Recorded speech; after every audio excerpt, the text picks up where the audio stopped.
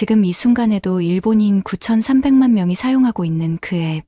하지만 그들 중 99%가 모르는 충격적인 진실이 있습니다. 지금 보시는 이 영상 끝까지 시청하시면 여러분의 스마트폰에 대한 인식이 완전히 바뀔 것입니다. 구독 버튼을 눌러주시고 일본을 뒤흔든 이 놀라운 발견을 확인해보세요. 지금부터 들려드릴 이야기는 일본 IT 업계에 몸담고 있는 제가 직접 경험한 실화입니다. 저는 다나카 히로시라고 합니다. 도쿄에 본사를 둔 대기업에서 IT 전략을 담당하고 있습니다. 와세다 대학교를 졸업하고 이 회사에서 23년간 일해오면서 일본의 IT 기술력을 누구보다 자랑스럽게 여겨왔습니다. 매일 아침 7시 30분 전철을 타고 출근하면서 습관적으로 스마트폰을 확인합니다. 라인으로 가족들과 안부를 묻고 동료들과 업무 관련 메시지를 주고받죠. 지난 12년간 하루도 빠짐없이 사용해온 일본의 자랑스러운 메신저 앱이었습니다. 그런데 지난달 회사에서 글로벌 IT 트렌드 분석 프로젝트를 맡게 되면서 제 인생이 완전히 바뀌었습니다. 아시아 각국의 메신저 시장을 조사하던 중 우연히 발견한 한 문서가 저를 경악하게 만들었습니다. 2023년 12월 어느 추운 저녁 도쿄 시나가와에 있는 사무실에서 야근을 하고 있었습니다. 모니터에는 아시아 주요국의 메신저 시장 점유율 자료가 펼쳐져 있었죠. 한국의 카카오톡, 중국의 위챗, 그리고 우리, 일본의 라인까지 각국을 대표하는 메신저들의 성과를 비교 분석하고 있었습니다. 하지만 다음 순간 제 눈앞에 나타난 문서를 보고 손이 떨렸습니다. 라인의 개발 히스토리를 다룬 상세 보고서였는데 거기에는 믿을 수 없는 내용이 적혀 있었습니다. 2011년 6월 23일 출시된 라인이 사실은 한국의 네이버라는 회사에서 개발했다는 것이었습니다. 처음에는 오타이거나 잘못된 정보라고 생각했습니다. 하지만 여러 자료를 교차 검증할수록 이것이 명백한 사실이라는 것을 인정할 수밖에 없었습니다. 우리가 그토록 자랑스럽게 여겨온 라인이 실제로는 한국 기술로 만들어진 것이었던 겁니다. 그날 밤 집으로 돌아가는 전철 안에서 주변을 둘러보았습니다. 승객들 거의 모두가 라인을 사용하고 있었습니다. 젊은 커플이 라인 스티커를 주고받으며 웃고 있고 직장인 아저씨는 라인으로 가족과 통화를 하고 있었죠. 일본인 9,300만 명이 매일 사용하는 이 앱이 한국에서 만들어졌다는 사실을 과연 몇 명이나 알고 있을까요? 하지만 정말 놀라운 건 그 다음이었습니다. 집에 도착해서 더 자세히 조사해보니 이것은 단순히 라인 하나의 문제가 아니었습니다. 한국의 네이버라는 회사가 보여주는 기술력의 규모가 상상을 초월했던 것입니다. 전 세계 1억 8,600만 명이 사용하는 글로벌 플랫폼을 만들어낸 것은 물론 일본뿐만 아니라 태국에서는 89.2%, 대만에서는 86%라는 압도적인 시장 점유율을 기록하고 있었습니다. 더 깊이 파고들수록 충격적인 사실들이 연속으로 드러났습니다. 일본의 메신저 시장에서 라인이 차지하는 점유율이 무려 83.3%였습니다. 이는 한국에서 카카오톡이 차지하는 95%에는 못 미치지만 그래도 압도적인 일이었죠. 더 놀라운 것은 우리가 글로벌 경쟁자라고 여겨왔던 왓츠앱, 텔레그램, 위챗 같은 서비스들을 모두 제치고 이뤄낸 성과라는 점이었습니다. 특히 미국의 메타가 운영하는 왓츠앱은 전 세계 20억 명이 사용하는 초거대 플랫폼인데도 일본에서는 라인 앞에서 완전히 무력했습니다. 일본 정부의 공식 발표도 대부분 라인을 통해 이뤄집니다. 코로나19 팬데믹 당시 후생노동성이 접촉자 추적 앱을 라인과 연동해서 운영했고 각 지방자치단체들도 재해 대응이나 행정 서비스를 라인으로 제공하고 있습니다. 사실상 일본의 디지털 인프라가 한국 기술에 의존하고 있는 셈이었습니다. 하지만 가장 충격적이었던 것은 경제적 규모였습니다. 라인의 연간 매출이 무려 2조 9천억 원에 달한다는 것을 알게 되었습니다. 이는 일본 대기업들의 연매출과 비교해도 상당한 수준이었죠. 네이버 전체 해외 매출의 40%를 차지할 정도로 라인은 한국 기업의 글로벌 진출에서 핵심적인 역할을 하고 있었습니다. 광고 수익, 이모티콘 판매, 기업용 API 서비스까지 다양한 수익 구조를 통해 안정적으로 확장하고 있었고 이 모든 수익이 결국 한국으로 흘러들어가고 있었습니다. 일본인들이 라인 스티커를 구매할 때마다, 기업들이 라인 광고를 집행할 때마다 한국 기업의 수익으로 이어지고 있었던 것입니다. 기술적 우위도 압도적이었습니다. 네이버는 라인 관련해서만 1,200건 이상의 국제 특허를 보유하고 있었습니다. 그중 일본 특허청에 등록된 것만도 420건이 넘었죠. 영상통화 코덱 기술, AR 이모지 시스템, 사용자 반응, 예측 알고리즘 등 라인의 핵심 기능들이 모두 네이버의 특허 기술을 바탕으로 하고 있었습니다. 그런데 이건 시작에 불과했습니다. 조사를 계속하면서 네이버라는 회사의 전체적인 기술력을 파악하게 되었는데 이것이야말로 진짜 충격이었습니다. 라인은 그들이 가진 기술력의 빙산의 일각에 불과했던 것입니다. 네이버는 한국에서 검색 엔진 시장 점유율 60% 이상을 차지하며 구글과 당당히 경쟁하고 있었습니다. 아시아 지역에서 구글이 아닌 다른 검색 엔진이 이 정도 점유율을 유지하는 경우는 거의 없었죠. 중국의 바이두 정도가 유일한 예외였는데 그것도 정부의 강력한 보호 정책 덕분이었습니다. 하지만 네이버는 순수하게 기술력만으로 구글과 경쟁하며 시장을 지켜내고 있었습니다. 특히 한국어 검색에서는 구글보다 훨씬 정확하고 유용한 결과를 제공한다는 평가를 받고 있었죠. 댓글로 여러분의 경험도 들려주세요. 혹시 라인이 한국 기술이라는 사실을 알고 계셨나요? 네이버의 진짜 기술력은 클라우드 컴퓨팅 분야에서 더욱 확실하게 드러났습니다. 네이버 클라우드 플랫폼이 아시아에서 5위, 한국에서는 1위를 차지하고 있다는 사실을 알게 되었습니다. 2023년 기준으로 일본의 엔티티나 중국의 알리바바 클라우드보다도 빠른 성장률을 기록하고 있었죠. 특히 놀라웠던 것은 한국 정부와 공공기관들의 클라우드 점유율에서 35% 이상을 차지하고 있다는 점이었습니다. 이는 국가 차원에서 네이버의 기술력을 신뢰하고 있다는 증거였습니다. 일본의 디지털청이 여러 보안 문제로 골치를 앓고 있는 것과는 대조적이었죠. 하지만 진짜 충격은 인공지능 기술 분야에서 받았습니다. 네이버가 개발한 팝하고 번역 서비스가 구글 번역보다 뛰어나다는 평가를 받고 있었던 것입니다. 특히 한국어와 일본어 번역에서는 비에리우 스코어라는 번역, 정확도 지표에서 구글보다 3에서 5점이나 앞서고 있었습니다. 제가 직접 테스트해본 결과도 놀라웠습니다. 일본어의 미묘한 경어 표현이나 비즈니스 문서의 복잡한 문맥도 팝하고가 구글보다 훨씬 자연스럽게 번역해냈습니다. 일본인인 제가 봐도 거의 완벽에 가까운 수준이었죠. 클로바라는 AI, 음성 기술도 마찬가지였습니다. 일본의 NHK나 니코동 같은 주요 미디어 플랫폼과 협업하고 있었고, 감정인식 음성 합성 기술에서는 아시아 최고 수준이라는 평가를 받고 있었습니다. 심지어 일본의 유명 성우들의 목소리를 AI로 재현하는 프로젝트에도 참여하고 있었죠. 정말 상상도 못한 일이 벌어지고 있었거든요.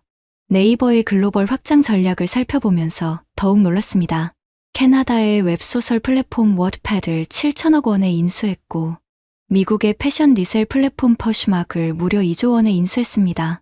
한국 기업이 북미 시장의 주요 플랫폼들을 이런 규모로 인수한다는 것 자체가 경이로웠습니다. 워드패드는 전 세계 9천만 명의 작가와 독자가 사용하는 거대한 콘텐츠 플랫폼이었고, 퍼슈막은 미국 젊은 여성들 사이에서 폭발적인 인기를 얻고 있는 소셜 커머스 플랫폼이었습니다. 네이버가 이런 플랫폼들을 인수하면서 글로벌 콘텐츠 생태계에서의 영향력을 확대하고 있었던 것입니다.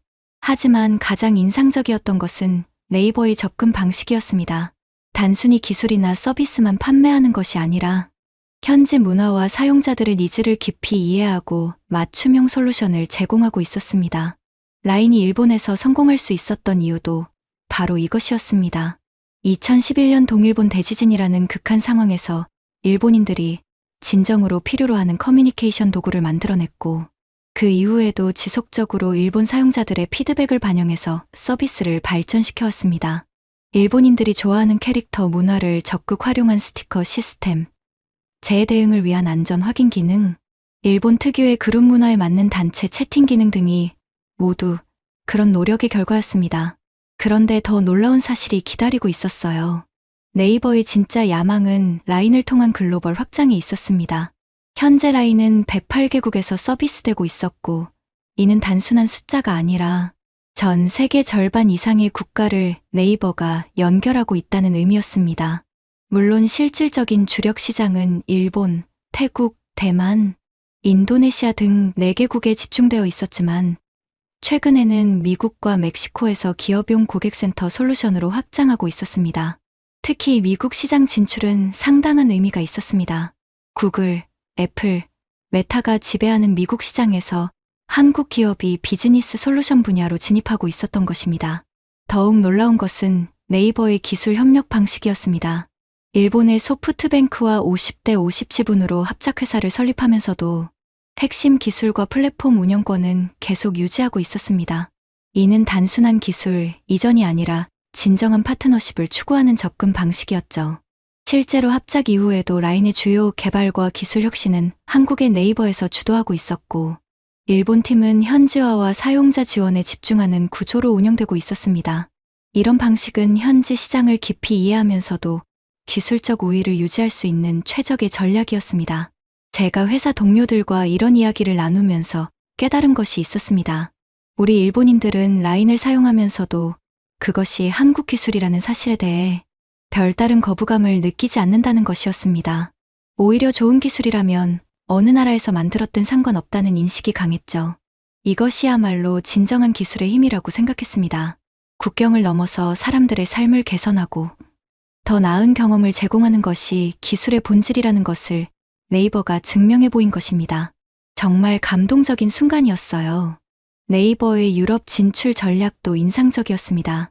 독일의 AI 스타트업에 투자하고 기술 협력을 진행하면서 유럽 시장의 엄격한 개인정보 보호 규정과 AI 윤리 기준에 맞는 솔루션을 개발하고 있었습니다. 이는 단순히 기존 서비스를 수출하는 것이 아니라 현지 기준에 맞는 새로운 기술을 공동 개발하는 접근 방식이었죠. 특히 인상적이었던 것은 네이버의 개방형 혁신 전략이었습니다. 자사의 AI 기술과 클라우드, 인프라를 다른 기업들에게도 개방해서 함께 성장하는 생태계를 만들어가고 있었습니다. 이는 기술을 독점하려는 기존의 접근 방식과는 완전히 다른 철학이었습니다. 실제로 일본의 여러 스타트업들이 네이버의 클라우드 플랫폼과 AI API를 활용해서 새로운 서비스를 개발하고 있었고, 네이버는 이런 파트너십을 통해 일본 시장에서의 영향력을 더욱 확대하고 있었습니다. 제가 직접 확인해 본 결과 일본의 주요 이커머스 플랫폼들이 네이버의 검색 기술을 도입하고 있었고, 여러 금융회사들이 네이버의 AI 보안 솔루션을 활용하고 있었습니다. 우리가 모르는 사이에 한국 기술이 일본 경제의 핵심 인프라로 자리 잡고 있었던 것입니다. 하지만 네이버의 진짜 장점은 기술력 자체보다는 그것을 활용하는 방식에 있다고 생각했습니다. 단순히 뛰어난 기술을 개발하는 것을 넘어서 그 기술이 사람들의 일상생활에 어떤 의미가 있는지, 어떤 가치를 창출할 수 있는지를 항상 고민하고 있었습니다. 라인의 재해 대응 기능이 대표적인 예였습니다. 2011년 대지진 이후 일본에서는 재해 발생 시 가족과 친구들의 안전을 확인하는 것이 가장 중요한 이슈가 되었습니다. 네이버는 이런 니즈를 파악하고 라인의 안전 확인 기능을 추가했는데, 이것이 일본인들에게 라인을 단순한 메신저가 아닌 생활 필수 도구로 인식하게 만든 결정적 요인이 되었습니다. 지금 생각해도 가슴이 벅차오릅니다. 이 모든 사실을 알게 된 후 저는 완전히 새로운 관점을 갖게 되었습니다. 라인이 한국 기술이라는 것이 부끄럽거나 문제가 되는 일이 아니라 오히려 기술의 힘과 국제 협력의 가능성을 보여주는 훌륭한 사례라는 것을 깨달았습니다. 네이버의 성공은 한국 기업의 성공이지만 동시에 일본 사용자들에게도 엄청난 가치를 제공한 것이었습니다. 매일 9,300만 명의 일본인들이 라인을 통해 소통하고 정보를 공유하고 삶의 질을 향상시키고 있었습니다. 이것이야말로 진정한 윈윈 관계라고 할 수 있었죠. 더 중요한 것은 네이버가 일본에서 얻은 성공을 바탕으로 더 큰 혁신을 추진하고 있다는 점이었습니다. 일본 시장에서의 경험과 노하우를 활용해서 다른 국가들에서도 현지화된 서비스를 제공하고 있었고, 이를 통해 전 세계 사람들의 소통 방식을 바꿔나가고 있었습니다. 최근에는 AI 기술을 활용한 실시간 번역 기능을 강화해서 서로 다른 언어를 사용하는 사람들도 라인을 통해 자연스럽게 소통할 수 있도록 하고 있었습니다. 이런 기술적 혁신이 계속된다면 언젠가는 언어 장벽이 완전히 사라지는 날이 올 수도 있을 것 같았습니다. 제가 회사에서 동료들에게 이런 이야기를 했을 때 대부분이 긍정적인 반응을 보였습니다. 좋은 기술이라면 어디서 만들었든 상관없다. 오히려 한국 기업이 이런 훌륭한 서비스를 만들어준 것에 감사해야 한다는 의견들이 많았죠. 특히 인상적이었던 것은 젊은 동료들의 반응이었습니다. 그들은 이미 K-팝, K-드라마를 통해 한국 문화에 친숙했고 한국의 기술력에 대해서도 상당한 존경심을 갖고 있었습니다. 라인이 한국 기술이라는 사실을 알고 나서도 전혀 놀라지 않았고, 오히려 역시 한국답다는 반응을 보였습니다. 이런 변화된 인식이야말로 미래의 희망이라고 생각했습니다. 기술에는 국경이 없고 좋은 기술은 모든 사람들에게 도움이 된다는 인식이 확산되고 있었던 것입니다. 네이버와 소프트뱅크의 합작도 이런 맥락에서 이해할 수 있었습니다. 단순히 지분을 나눠 갖는 것이 아니라 양국의 장점을 결합해서 더 큰 시너지를 만들어내려는 시도였던 것이죠. 한국의 기술력과 일본의 시장 노하우가 결합되면 전 세계에서 경쟁할 수 있는 강력한 플랫폼이 탄생할 수 있을 것입니다. 실제로 이런 협력 모델은 다른 분야에서도 확산되고 있었습니다. 일본의 여러 기업들이 한국의 AI 기술, 클라우드 솔루션, 모바일 플랫폼 기술을 도입하고 있었고, 한국 기업들도 일본의 제조업 노하우와 품질 관리 시스템을 배우고 있었습니다. 이런 상호 협력이야말로 미래의 방향이라고 확신했습니다.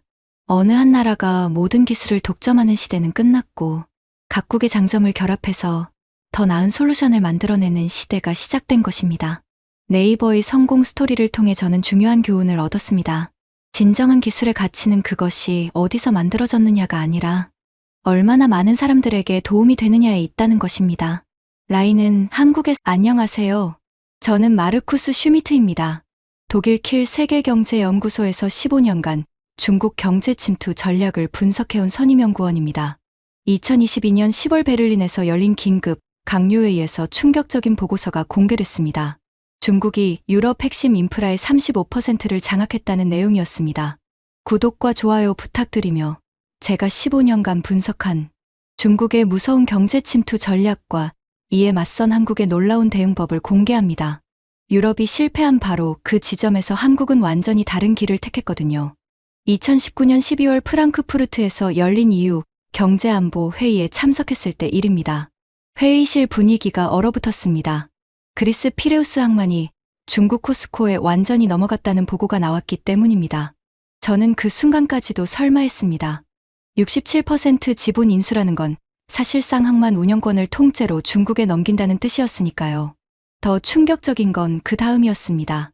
이탈리아가 1대1로에 가입하면서 중국 자본이 이탈리아 북부 산업지대까지 파고들었다는 분석이 나온 거예요. 트리에스테 항만, 제노바 항만까지 중국 기업들이 장기 임대권을 확보했습니다. 15년 전만 해도 상상도 못했던 일이었죠. 제가 가장 충격받은 건 독일 함부르크 항만 사건이었습니다. 2022년 중국 코스코가 함부르크 항만 운영사 HHLA의 지분 35% 인수를 추진했을 때 저는 정부 자문으로 참여했습니다. 독일 정치권이 이 문제로 몇 달간 갈등을 빚었거든요. 결국 올라프 숄츠 총리가 반대를 무릅쓰고 24.9%로 축소 승인했지만 독일 경제부와 외무부는 강력히 반대했습니다. 그 과정에서 제가 분석한 자료를 보니 정말 소름이 돋더라고요. 중국이 유럽 전역에서 똑같은 패턴으로 핵심 인프라를 장악해 나가고 있었거든요. 하지만 이건 시작에 불과했습니다. 더 놀라운 이야기가 기다리고 있거든요. 중국의 경제 침투 전략은 치밀했습니다. 제가 15년간 추적한 결과 명확한 3단계 패턴이 있었어요. 1단계는 부동산과 관광업 투자, 2단계는 항만과 공항 같은 핵심 인프라 장악, 3단계는 오지와 원전 같은 첨단 기술 분야 독점입니다. 그리스를 보세요. 2008년 금융위기 때 중국이 35억 유로를 투자해서 피레우스 항만을 인수했습니다. 처음엔 경제회복에 도움이 된다며 환영했죠. 하지만 2016년 코스코가 지분을 67%까지 늘리면서 상황이 달라졌습니다.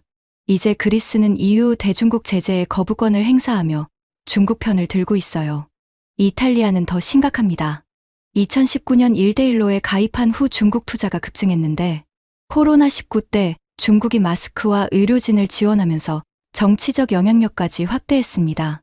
2021년 EU가 신장 위구르 인권 문제로 중국을 제재할 때 이탈리아가 반대표를 던진 건 우연이 아니었어요. 독일도 예외가 아니었습니다.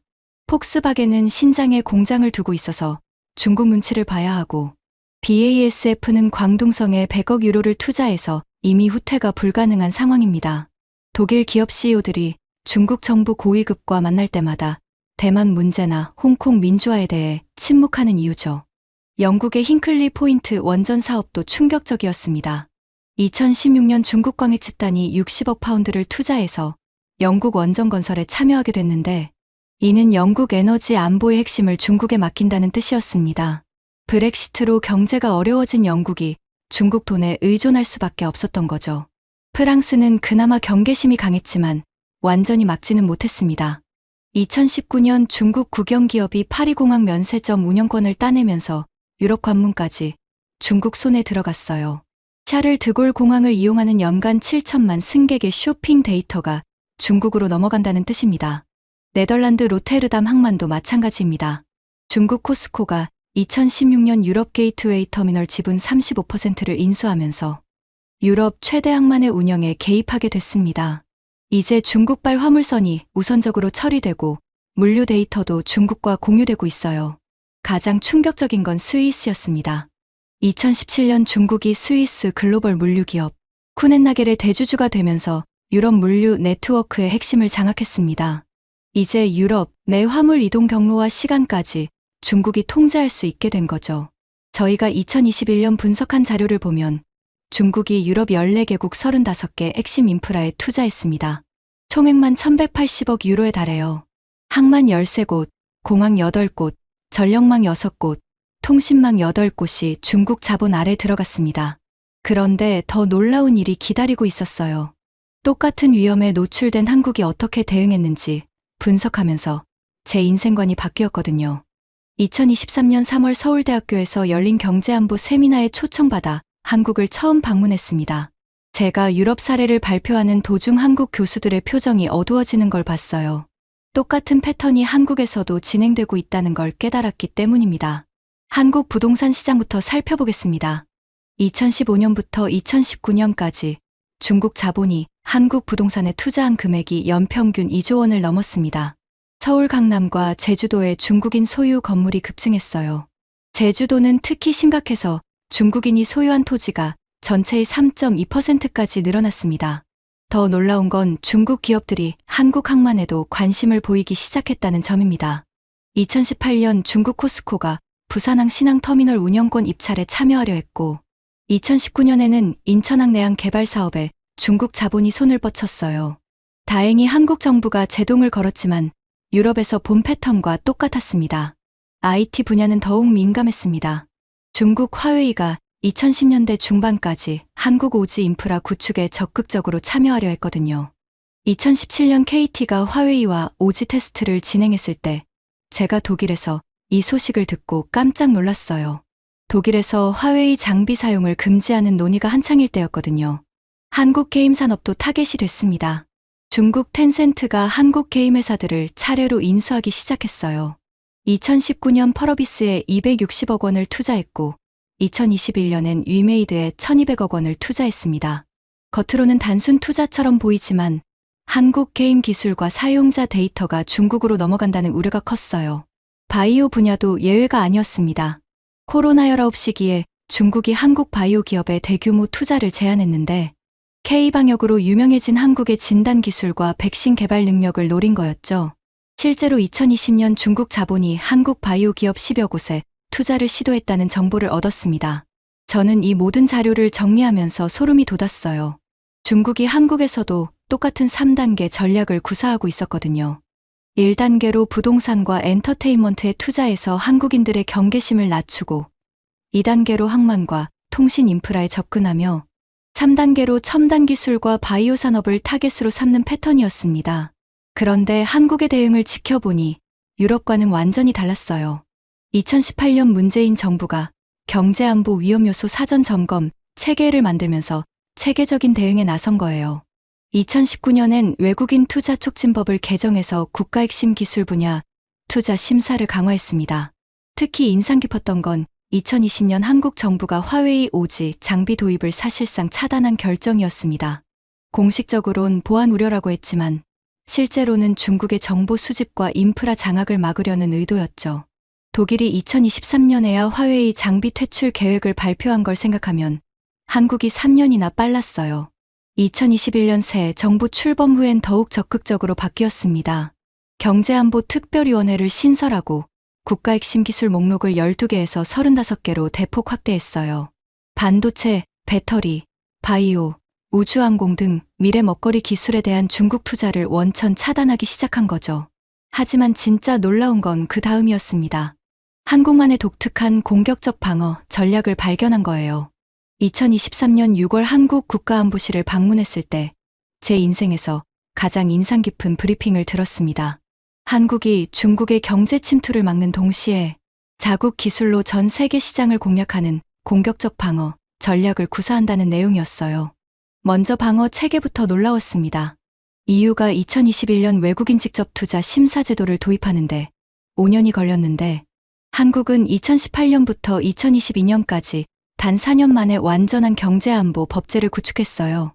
독일 연방정부가 아직도 부처 간 의견 조율로 갈등하는 걸 보면 한국의 속도가 얼마나 빠른지 알 수 있죠. 한국의 경제안보 심사 시스템은 우리보다 훨씬 정교했습니다. 독일은 외국인 투자 심사를 할 때 25% 지분 기준으로 했는데 한국은 10% 지분만 되어도 국가 핵심 기술 분야는 사전 신고하도록 했어요. 심지어 기술 제휴나 합작회사 설립까지 심사 대상에 포함시켰습니다. 유럽보다 2단계는 더 빨랐죠. 더 놀라운 건 전 국민 경각심 시스템이었습니다. 한국은 정부뿐만 아니라 기업과 언론, 시민사회까지 모두 경제안보에 관심을 갖고 있었어요. 2022년 중국 단둥시에서 한국 반도체 기술 유출 사건이 터졌을 때 한국 언론들이 연일 보도하면서 여론이 들끓었거든요. 독일 같으면 경제부 발표 하나로 끝났을 텐데 말이죠. 삼성과 SK하이닉스 같은 기업들도 자발적으로 보안을 강화했습니다. 2019년부터 중국 출장 직원의 개인 디바이스 반입을 금지하고 기술 데이터 해외 반출 절차를 3단계로 강화했어요.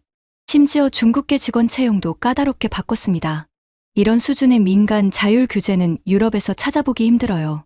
그런데 한국의 진짜 전략은 따로 있었습니다. 중국을 막는 것만이 아니라 자국 기술로 중국이 노리던 시장을 선점하는 공격적 방어였어요. 2020년부터 한국이 추진한 K디지털, 뉴딜이 그 핵심이었습니다. 반도체 분야를 보세요. 중국이 Made in China 2025로 반도체 자립을 추진하는 동안 한국은 K반도체 벨트 프로젝트로 전 세계 파운드리 시장을 공략했어요. 삼성전자가 미국 텍사스에 170억 달러를 투자해서 파운드리 공장을 짓고 SK하이닉스는 인텔 SSD 사업부를 70억 달러에 인수하면서 메모리 반도체 글로벌 네트워크를 확장했습니다. 결과가 놀라웠어요. 2023년 기준으로 한국이 글로벌 메모리 반도체 시장의 75%를 장악했습니다. 중국이 아무리 돈을 쏟아부어도 따라올 수 없는 기술 격차를 만들어낸 거죠. 제가 분석한 자료로는 중국 YMTC가 한국 기술을 따라잡으려면 최소 5년은 더 걸릴 것 같아요. 배터리 분야도 마찬가지였습니다. 중국 CATL이 전기차 배터리 시장 1위를 차지했지만 한국의 LG에너지 솔루션, 삼성 SDI, SK온이 연합해서 프리미엄 시장을 공략했어요. 테슬라, BMW, 현대차 같은 글로벌 완성차 업체들이 한국 배터리를 선택하면서 기술력 차이가 확연히 드러났습니다. 특히 놀라웠던 건 한국의 동맹국 기술 네트워크 전략이었습니다. 미국의 인플레이션 감축법 IRA 발표되자 한국 기업들이 즉시 미국 투자를 확대해서 보조금 대상에 포함됐어요. LG에너지 솔루션은 미국에 180억 달러를 투자하고 현대차는 조지아에 55억 달러 규모 공장을 지었습니다. 2023년 한미 정상회담에서 발표된 차세대 핵심 신흥기술 대화도 인상 깊었어요. 양자 컴퓨터, 인공지능, 육지 통신 분야에서 한미가 공동 개발하기로 하면서 중국을 기술적으로 고립시키는 전략이었죠. 독일이 미국과 이런 수준의 기술 동맹을 맺는 건 상상하기 힘들어요. 일본과의 협력도 놀라웠습니다. 2023년 8월 캠프 데이비드에서 한미일 정상이 첨단 기술 보호 공동 선언을 발표했는데 반도체 공급망에서 중국을 배제하고 삼국 중심의 기술 동맹을 구축하기로 한 거예요. 한일 관계가 최악이었던 걸 생각하면 정말 빠른 변화였죠. 하지만 더 놀라운 건 따로 있었습니다. 한국이 개발도상국에 자국 기술을 수출하면서 중국의 1대1로를 정면으로 견제하기 시작한 거예요. 2024년 2월 UAE 아부다비에서 열린 세계정부정상회의에서 한국관을 방문했을 때 정말 충격받았습니다. 한국이 중동과 아프리카, 동남아시아에 수출한 기술 전시를 보니 규모가 어마어마했어요. 사우디 리야드 지하철, UAE 바라카 원전, 이집트 신행정 수도, 필리핀 수빅만 스마트시티까지 모든 곳에 한국 기술이 들어가 있었습니다. 가장 인상 깊었던 건 사우디 리야드 지하철이었어요. 삼성물산이 건설한 70km 구간에 무인운전 시스템까지 도입해서 하루 100만 명이 이용하고 있었거든요. 사우디 관계자가 한국 덕분에 사막, 도시가 최첨단 도시로 바뀌었다고 감사 인사를 하는 걸 보니 가슴이 뭉클했어요. UAE 바라카 원전도 놀라웠습니다. 한국이 건설한 이 원전으로 UAE 전력의 25%를 공급하고 있는데 연간 2,100만 톤의 탄소 배출을 줄이고 있다고 해요. 중국이 1대1로로 석탄 발전소를 수출하는 것과 정반대였죠. 한국의 스마트팜 기술도 중동에서 혁신을 일으키고 있었습니다. 물이 부족한 사막에서 수직 농장으로 물 사용량을 90% 줄이면서도 생산량은 100배 늘리는 기술을 보고 정말 놀랐어요. 2023년 한국 스마트팜 수출액이 2억 8천만 달러로 전년 대비 168% 증가한 이유를 알겠더라고요. 베트남과 필리핀에서도 한국 기술이 빛나고 있었습니다. 베트남 하노이의 한국형 지능영혼실에서 40도 폭염에도 딸기와 멜론을 안정적으로 재배하는 걸 보니 기후변화 시대에 한국 기술이 얼마나 중요한지 깨달았어요. 독일 정부 관계자로서 솔직히 부러웠습니다. 우리는 중국 견제에만 급급한데 한국은 자국 기술로 전 세계에 실질적인 도움을 주면서 동시에 경제적 성과도 거두고 있었거든요. 2024년 한국의 인프라 수출액이 280억 달러를 넘었다는 걸 보면 이게 진정한 공격적 방어라는 생각이 들어요. 한국이 성공한 이유는 명확합니다. IMF 위기를 극복한 경험, 삼성과 LG가 글로벌 경쟁에서 이긴 노하우, 그리고 무엇보다 빠른 의사결정과 실행력이 있었기 때문이에요. 코로나19 때 저는 누르 아이다입니다. 인도네시아 술라웨시 섬 외곽 마을에서 남편과 함께 작은 농사를 지으며 살고 있어요. 제 인생에서 가장 소중한 건 9살 아들 파룰 뿐입니다. 하지만 어디가 아픈지 잘 걷지도 뛰지도 못합니다. 오늘 아침도 예외는 아니었어요. 파룰이 아침밥을 먹다가 갑자기 온몸이 경직되더니 바닥에 쓰러졌습니다. 숟가락이 바닥에 떨어지는 소리와 함께 아이의 몸이 마치 누군가 전기줄을 뽑아버린 것처럼 축 늘어졌어요. 하루에 5번, 때로는 7번도 반복되는 일상이지만 볼 때마다 가슴이 찢어질 것 같았습니다. 아이를 품에 안고 등을 토닥이며 기다렸어요. 보통 10분 정도 지나면 의식을 되찾거든요. 파룰이 천천히 눈을 뜨더니 작은 목소리로 물었습니다. 엄마, 또 그랬어요? 내가 잘못한 게 아니야. 괜찮아질 거야. 거짓말이었어요. 언제 괜찮아질지, 정말 괜찮아질 수 있을지 저 자신도 확신할 수 없었으니까요. 하지만 이 아이 앞에서만큼은 희망을 포기할 수 없었습니다. 마을 보건소는 걸어서 1시간 거리에 있어요. 파루를 등에 업고 비탈길을 올라가는 동안 아이는 제 어깨에 고개를 기댄 채 조용했습니다. 다른 아이들처럼 뛰어놀고 싶어도 몸이 말을 듣지 않는다는 걸 벌써 알고 있는 것 같아서 더 마음이 아팠어요. 보건소에 도착했을 때 간호사가 반가운 듯 손을 흔들었어요. 이미 우리를 잘 아는 사이였거든요. 의사 선생님은 파룰의 눈꺼풀을 들춰보고 맥박을 재더니 늘 하던 말을 반복했습니다. 진통제를 더 드릴게요. 발작이 너무 잦으면 수도로 가서 정밀 검사를 받아보세요. 수도까지는 비행기를 타야 하는 거리예요. 게다가 검사비만 해도 저희가 1년 동안 벌어들이는 돈과 맞먹었습니다. 의사 선생님도 그걸 아시는지 말끝을 흐렸어요. 집으로 돌아오는 길에 파룰이 물었습니다. 엄마, 저 때문에 우리 가족이 가난해진 거예요? 그런 소리 하지 마. 내가 있어서 엄마는 매일이 감사해. 아이는 더 이상 묻지 않았지만 제 마음속엔 죄책감이 자리 잡았어요. 정말 이 아이를 위해 최선을 다하고 있는 걸까요? 그날 밤 파룰이 잠든 후 저는 남편이 예전에 사준 낡은 휴대폰으로 인터넷을 뒤졌어요. 느린 속도 때문에 한 페이지 열리는데도 몇 분씩 걸렸지만 포기할 수 없었습니다. 인도네시아 전체에 파룰 같은 아이들을 전문적으로 보는 의사가 58명밖에 없다는 글을 발견했어요. 그마저도 대부분 자카르타나 수라바야 같은 대도시에만 있었습니다. 저희 같은 시골 사람들에겐 그림의 떡이나 다름없었죠. 한국국제협력단이라는 곳에서 자카르타의 병원을 지원한다는 기사도 봤어요. 무료로 치료해준다는 내용이었는데 정말일까 싶어서 몇 번이나 다시 읽었습니다. 댓글에는 실제로 도움을 받았다는 사람들의 후기가 올라와 있었어요. 다음날 새벽, 파룰이 평소보다 심하게 발작을 일으켰어요. 이번엔 의식을 잃은 채 20분 넘게 깨어나지 않았습니다. 아이의 창백한 얼굴을 보며 저는 결심했어요. 더 이상 기다릴 수 없었습니다. 남편을 설득하는데 사흘이 걸렸어요. 수학철을 앞두고 자카르타까지 갈 여유가 없다는 게 그의 입장이었죠. 하지만 제가 무릎을 꿇고 매달리자 결국 허락해줬습니다.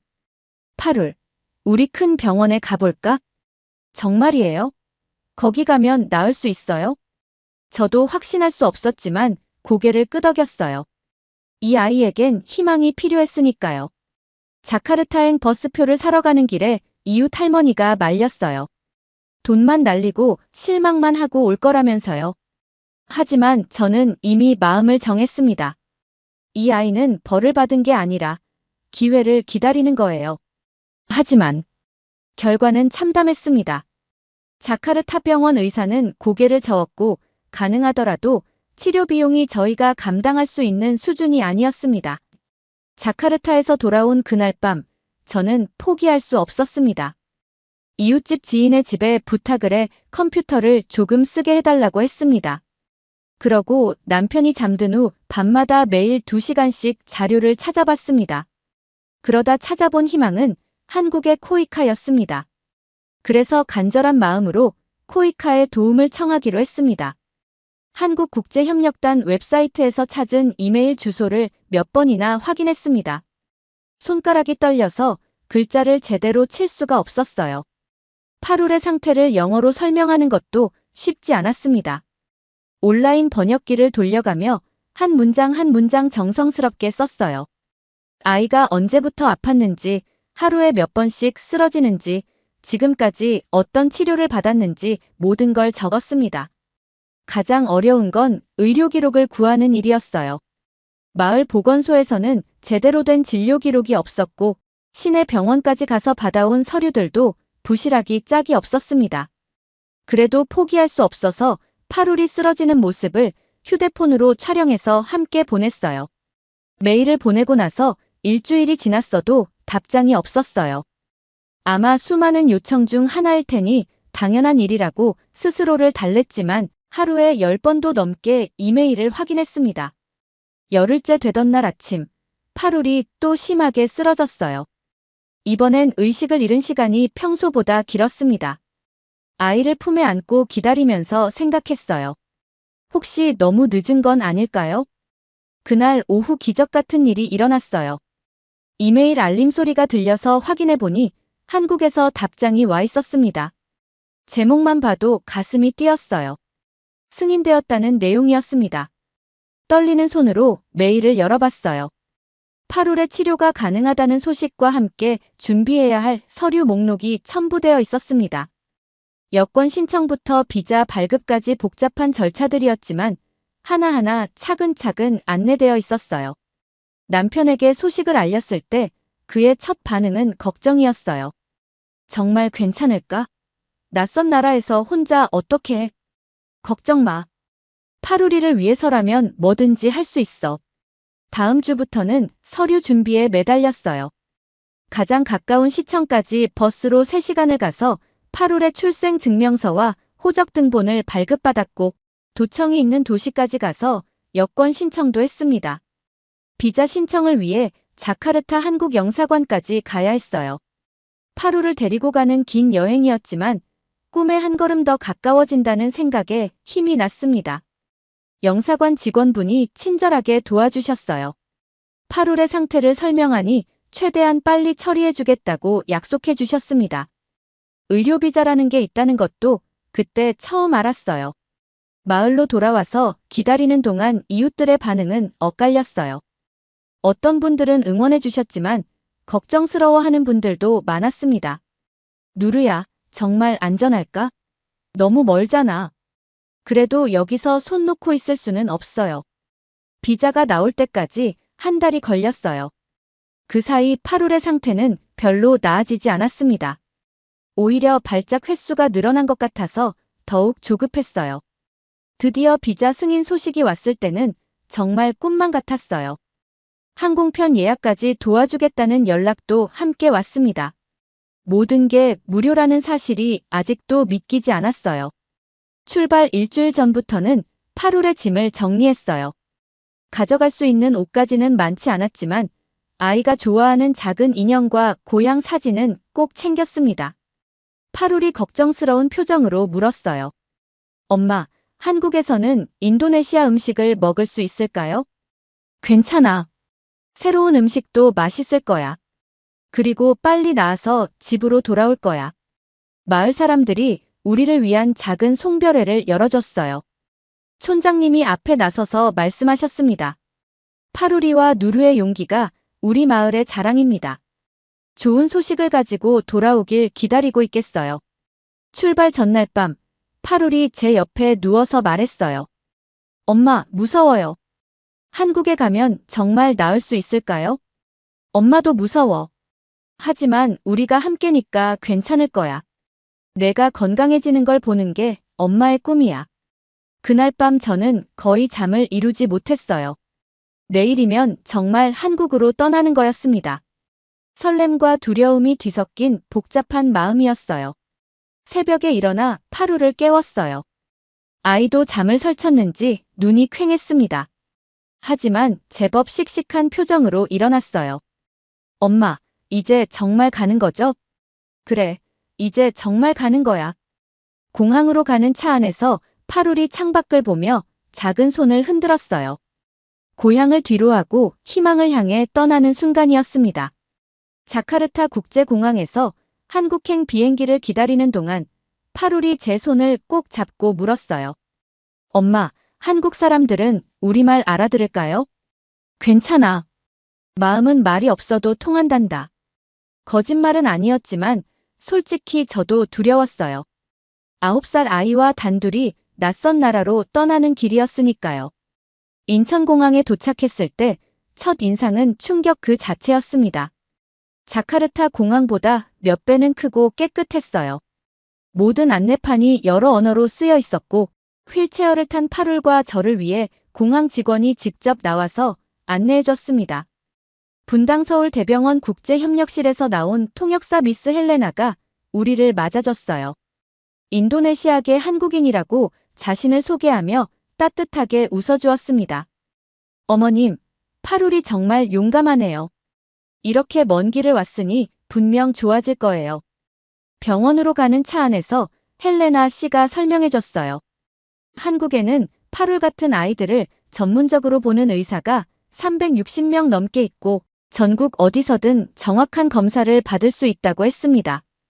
인도네시아 전체에 58명밖에 없다는 걸 생각하면 믿기 어려운 숫자였어요. 병원에 도착한 순간 저는 말문이 막혔습니다. 건물 자체가 하나의 작은 도시 같았어요. 로비에는 아이들이 좋아할 만한 밝은 색깔의 벽화가 그려져 있었고 곳곳에 놀이 공간이 마련되어 있었습니다. 국제협력실에서 송혜준 교수님을 만났어요. 50대 중반으로 보이는 차분한 분이었는데 파루를 보는 눈빛이 특별했습니다. 마치 이미 아이의 상태를 다 이해하고 있는 것 같았어요. 헬레나 씨가 통역해준 교수님 말씀이 가슴에 와닿았어요. 이 아이의 뇌는 아직 포기하지 않았습니다. 우리도 포기하지 않을 거예요. 그 말을 들은 파룰이 처음으로 환하게 웃었어요. 말은 알아듣지 못했지만 교수님의 따뜻한 표정만으로도 충분했나 봅니다.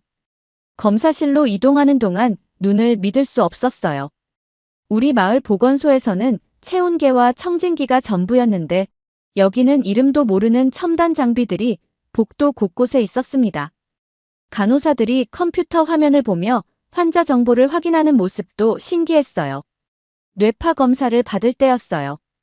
파룰의 머리에 여러 개의 전극을 붙이는데 장비에서 나오는 파형을 실시간으로 볼 수 있었습니다. 기술자가 화면을 가리키며 뭔가 설명해줬는데 헬레나 씨가 번역해줬어요.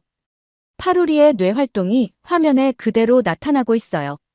이렇게 정확하게 볼 수 있다니 놀랍다고 하시네요. 자기 뇌가 화면에 나오는 걸 본 파룰도 신기해했어요. 작은 손가락으로 화면을 가리키며 연신 감탄했습니다. 자기 공명 영상 촬영은 더욱 인상적이었어요. 파룰이 무서워할까봐 걱정했는데 기계 소음을 줄이기 위해 아이용 헤드폰을 씌워주고 좋아하는 음악까지 틀어줬습니다.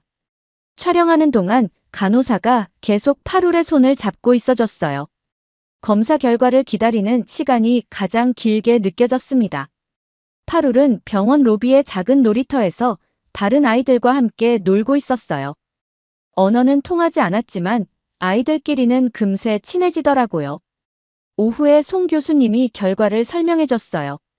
컴퓨터 화면에는 파룰의 뇌 영상이 3차원으로 떠 있었습니다. 교수님이 마우스로 뇌의 여러 부분을 가리키며 차근차근 설명해 주셨어요. 운동신경 경로의 불완전 연결과 간헐성 발작성 뇌전증이라고 진단되었습니다. 복잡해 보이지만 치료 가능한 상태예요. 헬레나 씨가 통역해준 그 순간 저는 울음이 터져 나왔어요. 드디어 파룰의 병에 정확한 이름이 생긴 거였습니다. 고향에서는 아무도 명확하게 말해주지 못했던 답을 한국에 와서 첫날에 찾은 거예요. 교수님이 치료 계획을 설명해 주셨어요. 로봇 보행 치료와 감각 통합 훈련을 병행하고 발작을 줄이기 위한 약물 치료도 함께 진행한다고 했습니다. 무엇보다 놀라운 건 이 모든 치료가 무료라는 사실이었어요. 그날 저녁 병원 근처 숙소에서 파룰이 물었어요. 엄마, 여기 의사 선생님들은 왜 이렇게 친절해요? 착한 사람들이라서 그래. 우리를 도와주고 싶어하는 마음 좋은 사람들이야. 창밖으로 보이는 서울의 야경을 보며 생각했어요. 이렇게 많은 불빛이 켜진 도시에서 우리 같은 외국인 모자를 위해 최선을 다해주는 사람들이 있다니 감사할 따름이었습니다. 첫날 재활치료 일지에는 이렇게 적혀 있었어요. 30분 동안 눈을 뜨고 사물을 따라가기 성공. 작은 진전이었지만 저에게는 큰 희망이었습니다. 치료 시작 첫 주, 파룰은 여전히 하루에 서너 번씩 발작을 일으켰어요. 하지만 예전처럼 무력하게 쓰러져 있지는 않았습니다. 로봇 보행 치료실에서 처음 보조 장치를 착용했을 때 파룰의 표정이 지금도 생생해요. 재활치료실은 마치 미래에서 온 것 같은 공간이었어요. 천장에 달린 보조 장치가 파룰의 몸을 부드럽게 지탱해주고 바닥의 런닝머신이 천천히 움직이기 시작했습니다. 임현수 물리치료사가 파룰 옆에서 함께 걸어주며 격려해줬어요. 처음엔 무서워했던 파룰이 점점 적응해가는 모습이 신기했습니다. 로봇이 발걸음을 도와주니까 평소보다 훨씬 안정되게 걸을 수 있었거든요. 30분 세션이 끝났을 때 파룰이 환하게 웃으며 말했어요. 엄마, 이거 정말 신기해요. 넘어질 것 같지 않아요. 그 말을 들은 순간 코끝이 찡했어요. 집에서는 항상 넘어질까봐 조마조마했던 아이가 이렇게 자신감을 보이다니요. 임현수 치료사는 20대 후반의 젊은 남자였는데 파룰과 금세 친해졌어요. 치료 중간중간 아이가 지루해하지 않도록 게임처럼 만들어주었습니다. 파룰아, 이번엔 빨간 불빛을 따라가 보자. 로봇이 도와줄 테니까 천천히 해봐. 발작이 일어날 때마다 임치료사가 즉시 달려와 파룰을 안전한 곳으로 옮겨줬어요. 발작 후 몽롱한 상태에서 깨어날 때마다 치료사의 따뜻한 목소리가 들렸습니다. 괜찮아, 파룰아. 천천히 일어나자. 치료 2주 차에 접어들면서 변화가 눈에 띄게 나타났어요. 발작 횟수가 하루 5번에서 2~3번으로 줄어들었고 무엇보다 파룰의 말투가 달라졌습니다. 예전에는 항상 조심스럽고 기운 없는 목소리였는데 이제는 훨씬 또렷하고 자신감 있게 말했어요. 감각 통합 훈련도 병행했습니다.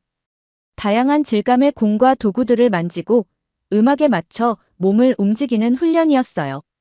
처음엔 집중하지 못하고 금세 산만해졌던 파룰이 점점 더 오랫동안 한 가지 활동에 몰입할 수 있게 되었습니다. 3주차 어느 날 파룰이 치료를 받고 있는데 갑자기 발작이 시작됐어요. 하지만 이번엔 달랐습니다. 발작 지속 시간이 평소보다 짧았고 깨어난 후 회복도 빨랐어요. 임치료사가 제게 설명해줬어요. 뇌의 신경 연결이 조금씩 개선되고 있다는 증거라고 했습니다. 규칙적인 치료와 약물의 효과가 나타나기 시작한 거라고요.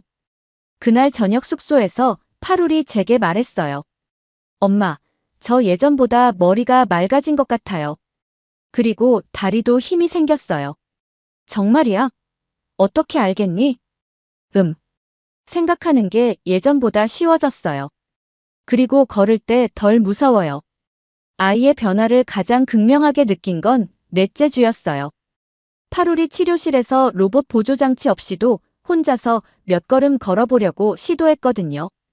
물론 아직 불안정했지만 스스로 시도해보겠다는 의지를 보인 건 처음이었어요. 임치료사가 파룰의 양손을 잡고 천천히 걸어주었습니다. 한 걸음, 두 걸음. 파룰의 얼굴에는 집중하려는 표이 역력했어요. 잘하고 있어, 파룰아. 조금만 더 해보자. 5걸음을 걸었을 때 파룰이 환하게 웃었어요. 그 웃음에는 예전에는 없던 성취감이 가득했습니다. 가장 놀라운 변화는 파룰의 언어 표현이었어요. 예전에는 단순한 대답 위주였는데 이제는 자신의 감정과 생각을 구체적으로 표현하기 시작했어요. 엄마, 오늘 치료받으면서 생각해봤는데요. 집에 돌아가면 라흐만이랑 같이 축구하고 싶어요. 라흐만은 마을에 같은 또래 친구예요. 파룰이 친구와 함께 뛰어놀고 싶다고 말한 건 태어나서 처음이었습니다. 한 달이 지날 무렵 송 교수님이 중간 평가를 해주셨어요. 뇌파 검사 결과 이상 패턴이 현저히 줄어들었고 운동 능력 검사에서도 균형감과 근력이 개선된 것으로 나타났다고 했습니다. 무엇보다 인상적인 건 파룰의 태도 변화였어요. 치료실에 들어갈 때마다 당당한 모습으로 인사하고 치료사들과 농담도 주고받았습니다. 발작이 일어나도 예전처럼 위축되지 않고 금세 털고 일어났어요. 어느 날 저녁 파룰이 제게 말했어요. 엄마, 저 이제 무서워하지 않아요. 쓰러져도 다시 일어날 수 있다는 걸 알았거든요. 그 말을 들으며 저는 깨달았어요. 한국에서 파룰이 얻은 건 단순히 의학적 치료만이 아니었습니다. 자신감과 희망, 그리고 삶을 대하는 용기까지 함께 얻은 거였어요. 치료실 벽에 붙은 달력을 보니 벌써 5째 주에 접어들고 있었습니다. 파룰의 얼굴이 처음 한국에 왔을 때보다 훨씬 밝아져 있었어요. 치료 8째 주가 되었을 때 파룰에게 놀라운 변화가 일어났어요. 아침에 일어나자마자 침대에서 스스로 몸을 일으켜 세우더니 균형을 잡고 서 있는 거였습니다. 예전에는 발작 후 하루 종일 몸을 가누기 힘들어 했는데 이제는 몇 시간 만에 회복되었어요. 그날 아침 치료실로 가는 길에 파룰이 제 손을 놓고 혼자 걸어보려고 했어요. 물론 아직 불안정했지만 스스로 시도하겠다는 의지가 느껴졌습니다. 엄마, 저 오늘은 로봇 없이도 걸어볼 수 있을 것 같아요. 그래. 그럼 천천히 해보자. 무리하지 말고. 임현수 치료사도 파룰의 변화에 놀라워했어요. 평소보다 훨씬 안정된 걸음걸이를 보며 감탄했습니다. 이날 세션에서는 보조장치 없이 평행봉을 잡고 걷는 연습을 했어요. 파룰이 평행봉 사이를 걸어가는 모습을 보며 가슴이 벅찼습니다. 한 걸음 한 걸음이 조심스럽긴 했지만 확실히 예전과는 달랐어요. 중심을 잃고 비틀거리는 일이 거의 없었거든요. 치료 중간에 송혜준 교수님이 들어오셨어요. 파룰의 상태를 직접 확인해 보시겠다고 하시더라고요. 교수님 앞에서 파룰이 조금 긴장하는 듯 했지만 용기를 내서 혼자 걸어보겠다고 말했어요. 선생님, 제가 걸어보는 거 봐주세요. 교수님이 따뜻한 미소로 고개를 끄덕이시며 파룰의 손을 잡아주셨어요. 그리고 천천히 함께 걸어가기 시작했습니다. 처음 몇 걸음은 교수님이 파룰의 손을 잡고 있었는데 중간쯤에서 살짝 손을 놓으셨어요. 파룰이 혼자서 걷고 있다는 걸 모르게 하려고 바로 옆에서 함께 걸어주셨죠. 한 걸음, 두 걸음, 세 걸음. 파룰이 혼자 힘으로 치료실 끝까지 걸어갔어요. 10여 미터 정도의 짧은 거리였지만 저에게는 기적 같은 순간이었습니다. 복도에서 지켜보던 다른 의료진들이 박수를 치기 시작했어요. 간호사들, 물리치료사들, 심지어 청소하던 아주머니까지 모두 파룰을 향해 박수를 보내주었습니다. 파룰이 뒤를 돌아보며 환하게 웃었어요. 그 순간 아이의 얼굴에는 자신감과 기쁨이 가득했습니다. 예전에는 볼 수 없었던 당당한 표정이었어요. 교수님이 파룰에게 무릎을 꿇고 눈높이를 맞춰주시며 말씀하셨어요. 정말 잘했어, 파룰아. 이제는 엄마한테 걸어가 볼까? 파룰이 제게로 돌아서서 걸어오기 시작했어요. 예전처럼 제가 파룰에게 다가가는 게 아니라 파룰이 저에게 걸어오는 거였어요. 그 모습을 보며 눈물이 쏟아졌습니다. 아이가 제 품에 안겼을 때 속삭이듯 말했어요. 엄마, 이제 저 혼자서도 걸을 수 있어요. 무섭지 않아요. 그날 오후 검사 결과도 놀라웠어요. 발작 빈도가 하루 한 번 정도로 줄어들었고 뇌파 패턴도 정상에 가까워졌다고 했습니다. 무엇보다 파룰의 균형 감각과 근력이 또래 아이들 수준까지 회복되었다는 소식이었어요. 저녁에 숙소로 돌아와서 파룰이 혼자서 화장실도 가고 신발도 스스로 신는 모습을 보며 감개무량했습니다. 2달 전만 해도 모든 걸 도와줘야 했던 아이가 이제는 혼자서 해낼 수 있게 된 거예요. 그날 밤 파룰이 잠들기 전에 말했어요. 엄마, 집에 돌아가면 라흐만한테 자랑할 게 많을 것 같아요. 그리고 마을 친구들한테도 한국에서 있었던 이야기를 다 해줄 거예요.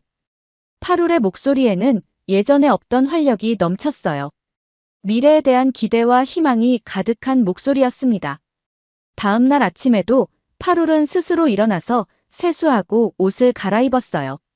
치료실로 가는 길에 다른 환자 가족들이 파룰을 보고 놀라워했습니다. 처음 왔을 때와는 완전히 다른 모습이었거든요. 임현수 치료사가 마지막 평가를 해줬어요. 보행 능력, 균형 감각, 근력 모든 면에서 정상 범위에 들어왔다고 했습니다. 가장 중요한 건 파룰이 스스로에 대한 자신감을 되찾았다는 점이었어요. 치료 마지막 날, 파룰이 의료진들에게 감사 인사를 했어요. 비록 언어는 다르지만 마음은 충분히 전해진 것 같았습니다. 고맙습니다. 저 이제 친구들이랑 뛰어놀 수 있어요.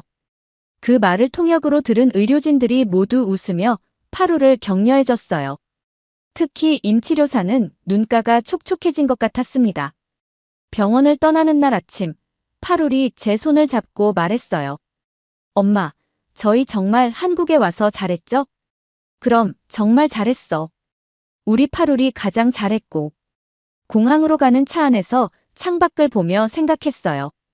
2달 전 절망적인 마음으로 왔던 이 땅에서 기적을 경험했다고요. 파룰의 몸뿐만 아니라 마음까지 치유해준 한국의 의료진들에게 평생 감사하며 살 것 같았습니다. 인천공항에서 자카르타행 비행기에 오르며 파룰이 말했어요. 엄마, 저 이제 정말 괜찮아졌나요? 그럼 완전히 괜찮아졌어. 이제 우리 집에 가서 아빠와 친구들에게 자랑해보자. 기내에서도 파룰은 혼자서 화장실을 다녀오고 승무원에게 물을 달라고 요청하기도 했어요. 예전에는 상상할 수 없었던 일들이었죠. 자카르타 공항에 도착해서 고향으로 가는 버스를 기다리는 동안 파룰이 터미널 안을 혼자 걸어다니는 모습을 보며 감개무량했습니다. 2달 전 휠체어에 의존해야 했던 아이가 이제는 어디든 자유롭게 다닐 수 있게 되었어요. 마을에 도착했을 때 남편이 우리를 마중 나왔어요. 파룰이 버스에서 내려 아빠에게 뛰어가는 모습을 본 순간 남편의 눈에 눈물이 고였습니다. 그날 저녁 마을 사람들이 우리 집에 모여들었어요. 파룰의 변화를 직접 보고 싶어 했거든요. 아이가 방 안을 자연스럽게 걸어다니는 모습에 모두들 놀라워했습니다. 무엇보다 라흐만이 가장 기뻐했어요. 파룰이 한국에 있는 동안 매일 안부를 묻던 친구였거든요. 일주일 후 파룰이 라흐만과 영상통화를 하게 되었어요. 라흐만의 사촌형이 자카르타에서 일하고 있어서 스마트폰으로 연결해 준 거였습니다. 화면 속에서 파룰이 혼자서 걸어다니며 인사하는 모습을 본 라흐만이 눈물을 흘렸어요. 카메라 너머로도 친구의 감동이 고스란히 전해졌습니다. 파룰아, 정말이야? 너 혼자서 걸을 수 있는 거야? 응. 이제 아무 문제 없어. 우리 같이 축구하자. 그날 영상통화가 끝난 후 마을 전체에 소문이 퍼졌어요. 한국에서 기적이 일어났다는 이야기가 입에서 입으로 전해졌습니다. 예전에는 파루를 안쓰럽게 여기던 사람들이 이제는 부러워하는 눈빛으로 바라보기 시작했어요. 한 달이 지나자 더 놀라운 변화가 나타났어요. 파룰의 발작이 일주일에 한 번 정도로 줄어들었고 발작이 일어나도 금세 회복되었습니다. 무엇보다 아이가 학교에 다시 다닐 수 있게 되었어요.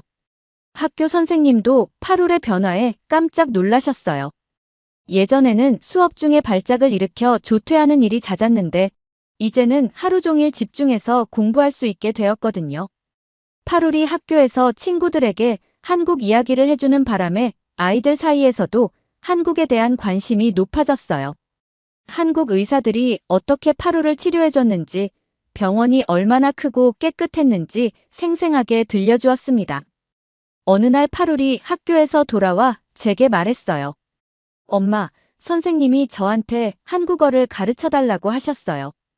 감사합니다는 한국어로 뭐라고 하는지 알고 싶다고 하시더라고요. 그래서 저도 헬레나 씨에게 연락해서 간단한 한국어 인사말을 배웠어요. 파룰과 함께 고마워요. 안녕하세요 같은 말들을 연습했습니다. 석 달이 지날 무렵 한국국제협력단에서 연락이 왔어요. 파룰의 사례를 희망보건협력 사례집에 수록하고 싶다는 내용이었습니다. 우리 이야기가 다른 어려운 상황에 있는 가족들에게 희망을 줄 수 있다는 뜻이었어요. 사례집 인터뷰를 위해 자카르타까지 다녀왔어요. 파룰이 한국에서 받은 치료 과정과 현재 상태에 대해 자세히 설명했습니다. 인터뷰 중에 파룰이 직접 걸어다니며 한국어로 인사하는 모습도 촬영되었어요. 그 과정에서 알게 된 사실이 있었어요. 파룰과 비슷한 상황으로 한국에서 치료받고 회복된 아이들이 30명도 넘는다는 것이었습니다. 우리만 특별한 게 아니라 한국이 계속해서 이런 도움을 주고 있다는 사실에 더욱 감사했어요. 인터뷰가 끝난 후 담당자가 말해줬어요. 귀국 후에도 현지에서 다른 아이들을 도우려는 어머니들이 많다고 했습니다. 파룰의 회복을 지켜본 제가 어떤 마음인지 궁금해 하시더라고요. 그때 저는 마음속 깊이 품고 있던 생각을 말씀드렸어요. 저도 이제 배우고 싶습니다. 파룰이 한국에서 받은 도움을 다른 아이들에게도 전해주고 싶어요. 한국처럼 아이들의 가능성을 포기하지 않는 사람이 되고 싶습니다. 집으로 돌아와서 파룰과 함께 미래 계획을 세웠어요. 아이는 한국어를 더 배워서 나중에 한국 대학에 가고 싶다고 했고, 저는 마을에서 아픈 아이들을 돌보는 일을 배우고 싶다고 생각했어요. 어느 날 저녁 파룰이 창밖을 보며 말했어요. 엄마, 저 별 보면 한국이 생각나요. 거기 계신 선생님들도 지금 같은 별을 보고 계실까요? 그럼 분명히 보고 계실 거야. 그리고 우리 파룰이 건강하게 잘 지내고 있다는 것도 알고 계실 거고. 그날 밤 파룰이 잠든 후 저는 한국에서 찍은 사진들을 다시 꺼내보았어요. 송혜준 교수님, 이면수 치료사, 그리고 도와주신 모든 분들의 모습이 떠올랐습니다. 이제 파룰이 뛰어놀 수 있게 되었으니 우리 마을